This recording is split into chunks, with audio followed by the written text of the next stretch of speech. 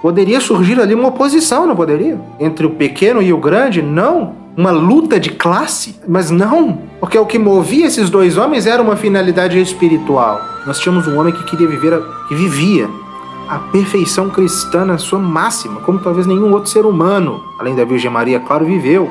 No máximo de abnegação, no máximo de pobreza e de desapego de tudo que diz respeito a este mundo.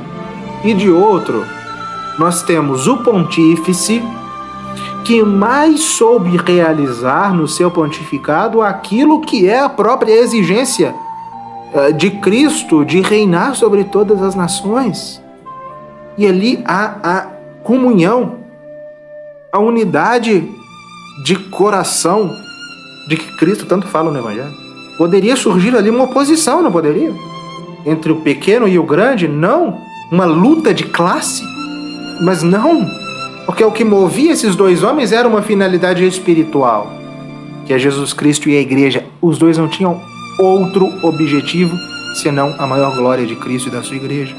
E o que um trazia como necessário e o que o outro também trazia como necessário se encontram, se conciliam e se tornam um.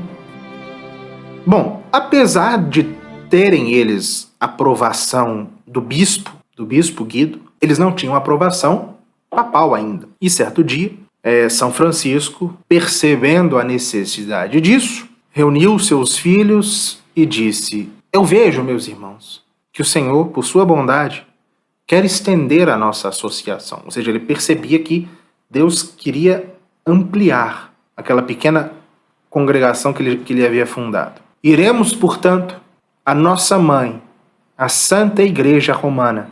Façamos conhecer ao Sumo Pontífice o que Deus se dignou começar a fazer por nosso ministério, a fim de que prossigamos nosso trabalho, segundo a sua vontade e sob suas ordens. E, sendo necessário apresentar alguma coisa escrita ao Papa, ele decidiu escrever uma regra, que era, na verdade, uma simples transcrição de muitos preceitos e muitos conselhos evangélicos, com especial ênfase na pobreza, com alguns poucos preceitos que eles já viviam ali, particulares deles, mas era em geral uma carta de pobreza, né? Na qual, além dos 3 votos habituais de obediência, de castidade e de pobreza, acrescentava-se um quarto: a renúncia expressa de qualquer bem e a disposição de viver de esmolas. Ou seja, não apenas a pobreza, aquela pobreza, daqui a pouco nós vamos voltar nisso, né? O que faz ser uma ordem mendicante, mas não apenas aquela pobreza coletiva, não aquela pobreza individual, mas a disposição de viver de esmolas. Pois bem, em 1209 ou 1210, provavelmente 1910, Francisco pôs-se a caminho com seus irmãos para Roma. Lá eles encontraram o bispo Guido, que ficou apavorado, porque ele temia que Francisco tivesse a intenção de ir embora de Assis e por isso estava lá para pedir a aprovação do Papa. Francisco explicou: não, a gente quer continuar lá, só queremos a aprovação pontifícia.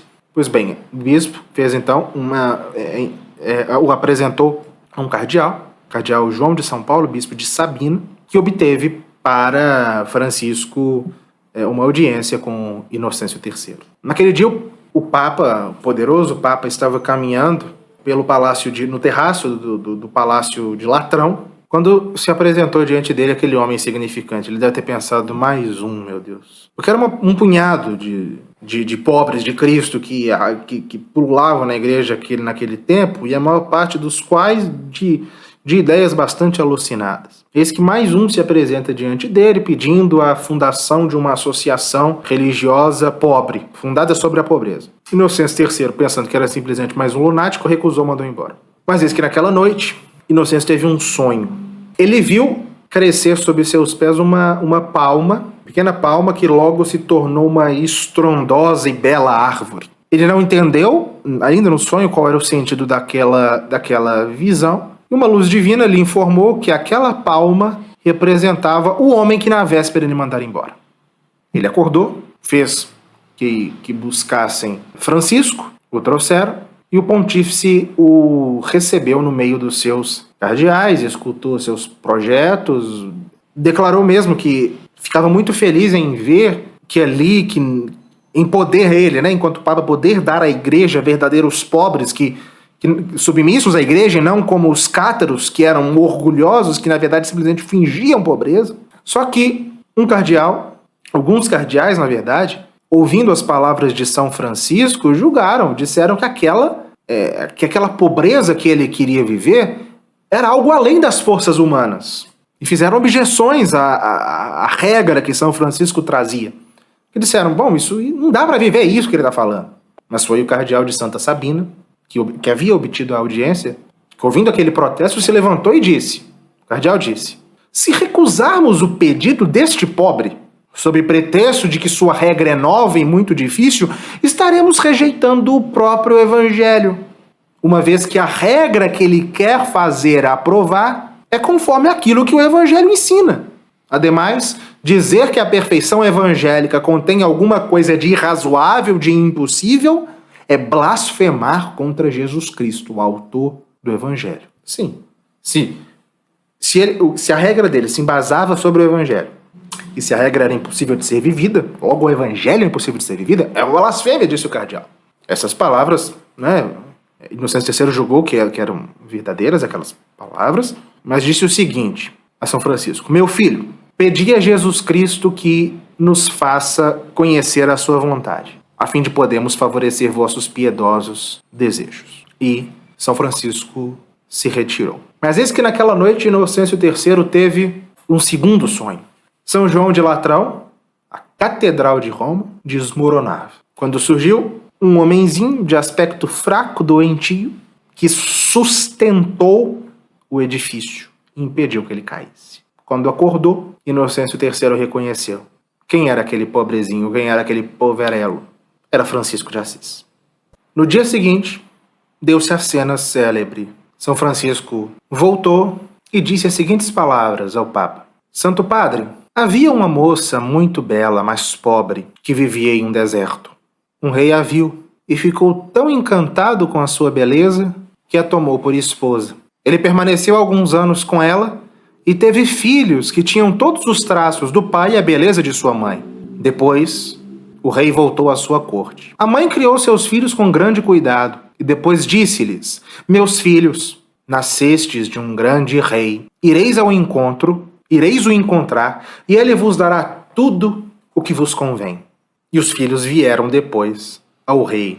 Ele lhes disse, vendo sua beleza, de quem sois filhos? Eles responderam, somos filhos da pobre mulher que vive no deserto. E o rei, abraçando-os com uma grande alegria, disse, nada temais, sois meus filhos. Este rei, Santíssimo Padre, é nosso Senhor Jesus Cristo. Esta moça é a pobreza que, sendo rejeitada e desprezada por todos, se encontra neste mundo como em um deserto. O Rei dos Reis, descendo dos céus e vindo à terra, teve por ela tanto amor que ele a esposou no presépio. Ele teve muitos filhos no deserto desse mundo, os apóstolos, os eremitas, os cenobitas e uma quantidade de outros que abraçaram voluntariamente a pobreza.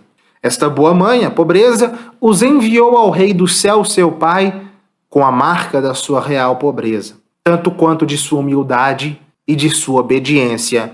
Este grande rei os recebeu com bondade. E lhes disse aos santos, eu que faço levantar meu sol sobre justos e pecadores, eu que dou a toda criatura o que lhe é necessário, de bom grado, cuidaria de meus filhos. Ora, se o Rei dos céus promete àqueles que o imitam fazê-los reinar eternamente, com muito mais segurança, deve-se crer que ele lhes dará o que ele dá sempre e com tanta liberalidade aos bons e aos ímpios. Fecha aspas. Ou seja, tudo de que precisamos, o Rei dos Reis nos dará, e mais, nos receberá no céu como os prediletos dos seus filhos.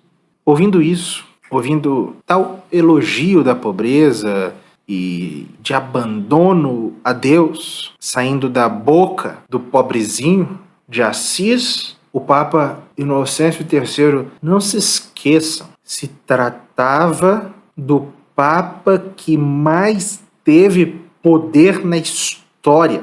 O auge da autoridade papal, Os reis beijavam os seus pés. Mas Inocêncio III, ouvindo, lembrou-se do seu sonho na noite anterior e disse: é ele, na sua pobreza e na sua pequenez, que sustentará a igreja. Esse encontro entre Inocêncio III e São Francisco é uma das cenas mais, se pudéssemos identificar aqueles momentos mais dotados de significado na história da igreja, esse é um deles. É uma cena imortal, porque as consequências dela têm um caráter eterno.